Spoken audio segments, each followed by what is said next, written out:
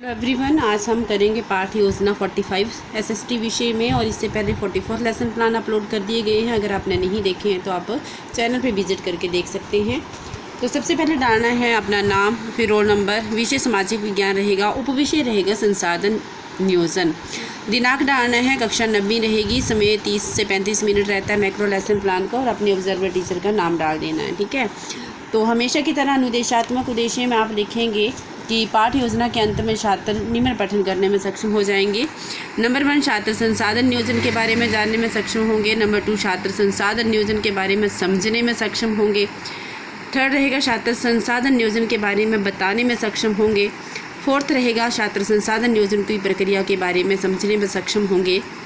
और 5th रहेगा छात्र संसाधन नियोजन की प्रक्रिया के बारे में बताने में सक्षम होंगे। शिक्षण सहायक सामग्री में आपको मिल जाएगा चार्ट, मॉडल, श्यामपट्ट, झाड़न और संकेतक। ठीक है।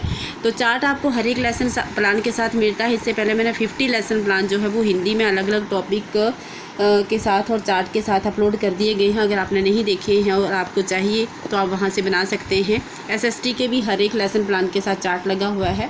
चार्ट लगाने से आपकी फाइल भी अच्छी दिखती है, ग्रेड अपग्रेड हो जाता है आपका। तो अगर आप थोड़ी सी भी हेल्प ले रहे हैं तो चैनल को सब्सक्राइब जरूर करें मोटिवेशन देने के लिए। इससे आपका कोई खर्चा नहीं होता है। तो पूर्व अनुमानित ज्ञान में लिखेंगे कि हम अनुमान लगा सकते हैं कि छात्र संसाधनों के बारे में पहले से ही कुछ न कुछ जानते होंगे। पूर्व ज्ञान परीक्षण में कुछ क्वेश्चन पूछे जाएंगे। तो फर्स्ट क्वेश्चन पूछा जाएगा कि छात्रों, हमारी आवश्यकताओं की पूर्ति किसके द्वारा होती है? किसी का नाम लेके पूछेंगे तो वो कहेंगे प्राकृतिक संसाधन द्वारा। शाबाश बैठ जाओ। सेकंड क्वेश्चन पूछेंगे किसी का नाम लेके कि आप बताओ मनुष्य एक संसाधन है? तो बच्चे कहेंगे जी हाँ। शाबाश बैठ जाओ बोलेंगे संसाधनों के दुरुपयोग को किस प्रकार रोका जा सकता है? तो ये हमारा समस्यात्मक प्रश्न रहेगा। छात्र उत्तर देने में असमर्थ रहेंगे। इसी के साथ हम करेंगे उपविषय की घोषणा। छात्रों, आज का हमारा उपविषय है संसाधन नियोजन। तो छात्रों, आज हम संसाधनों के नियोजनों के बारे में विस्तार पूर्वक अध्ययन करेंगे। प्रस्तुतिकरण में आपको कॉलम बनाने हैं। फर्स्ट कॉलम आपको बनाना है विषय वस्तु का, छात्र अध्यापक का क्रियाकलाप का, छात्र क्रियाकलाप का और श्यामपट्ट लेखन का, जिसमें संसाधन नियोजन विषय वस्तु में आपको सबसे पहले डालना है और साथ में ब्लैक बोर्ड पे भी डालना है। छात्र संसाधन नियोजन वे होते हैं जो हमारी आवश्यकताओं की पूर्ति करते हैं, और नियोजन का अर्थ है रणनीति या व्यवस्था। इस प्रकार संसाधन नियोजन का अर्थ है एक जटिल प्रक्रिया जिसमें संसाधनों की पहचान, अनुमान व मापन किया जाता है। हमारा भारत देश इतना विशाल है कि यह संसाधनों की उपलब्धता में बहुत अधिकतम विविधता है। यहाँ ऐसे प्रदेश हैं जहाँ एक तरफ संसाधनों की प्रचुरता अर्थात अधिक मात्रा में है, और दूसरी तरह के संसाधनों की कमी है। कुछ प्रदेश में इनकी अत्यधिक कमी है। छात्र ध्यानपूर्वक सुनते हुए नेक्स्ट विषय वस्तु में डालेंगे संसाधन नियोजन के सोपान, और यहाँ भी डालेंगे नियोजन के सोपान। संसाधन नियोजन के सोपानों में संसाधनों की पहचान आदि की जाती है। मुख्यतः संसाधन नियोजन एक जटिल प्रक्रिया है। इसके निम्नलिखित सोपान है। पहला, संसाधनों की पहचान कर तालिका बनाना। दूसरा, संसाधन विकास योजनाएं लागू करने के लिए प्रौद्योगिकी, कौशल, शाखा आदि का ढांचा तैयार करना। तीसरा, संसाधन विकास योजना और राष्ट्रीय विकास योजना में समन्वय स्थापित करना।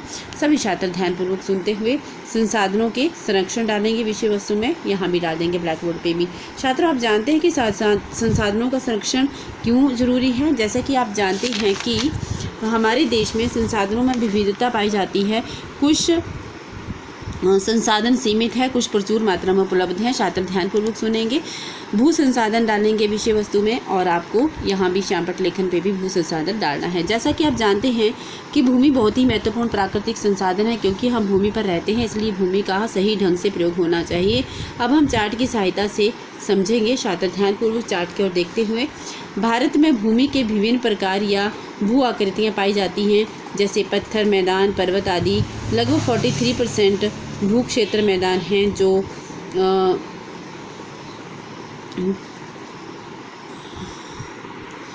कृषि व उद्योग के उपयोग में लाए जाते हैं।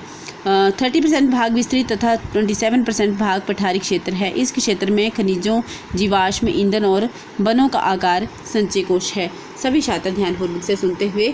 और ये रहेगा चार्ट। आपको पोज करके ये चार्ट बनाना है। सिंपल सा चार्ट है लेकिन काफ़ी अच्छा सा उभरा हुआ दिखता है। तो अगर आप थोड़ा सा भी इसमें ले रहे हैं हेल्प और आपको थोड़ा उपयोगी लग रहा है तो आप चैनल को सब्सक्राइब करें, वीडियो को लाइक अभी से कर दें, बाद में आप भूल जाते हैं, इससे आपके कोई पैसे नहीं लगते हैं, ठीक है। हमें मोटिवेशन मिलती है ताकि हम आपके लिए और काम कर सकें।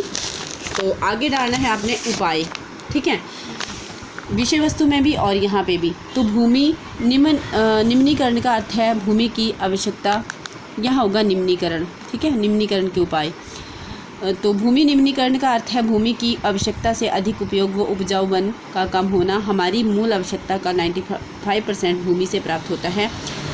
मूल्यांकन के लिए कुछ क्वेश्चंस पूछेंगे, तो छात्र अध्यापिका कुछ क्वेश्चन पूछेंगी। पहला क्वेश्चन पूछेंगे संसाधन नियोजन की आवश्यकता क्यों है, किसी का नाम लेके पूछेंगे तो बच्चे कहेंगे ऐसी प्रक्रिया जिसमें संसाधनों की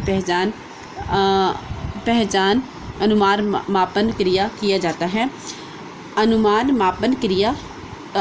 और मापन किया जाता है। शाबाश बैठ जाओ। भू आकृतियाँ क्या होती हैं, किसी का नाम लेके पूछेंगे।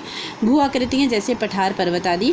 शाबाश बैठ जाओ। पुनरावृत्ति करेंगे तो छात्रों आज हमने संसाधन नियम व संरक्षण तथा भू संसाधनों के बारे में अध्ययन किया है। और गृह कार्य देंगे, होमवर्क। पहला क्वेश्चन देंगे संसाधन नियोजन क्या है, सेकंड क्वेश्चन देंगे भूमि निम्नीकरण के कारणों की व्याख्या करो, और साथ में आपको हस्ताक्षर के सिग्नेचर बनाने हैं ऑब्जर्वर टीचर के। तो ये था आपका लेसन प्लान। होप दैट आपको अच्छा लगा होगा और मिलती हूँ आपके साथ एक नेक्स्ट लेसन प्लान के साथ। तब तक लिए take care, bye bye and God bless you to all.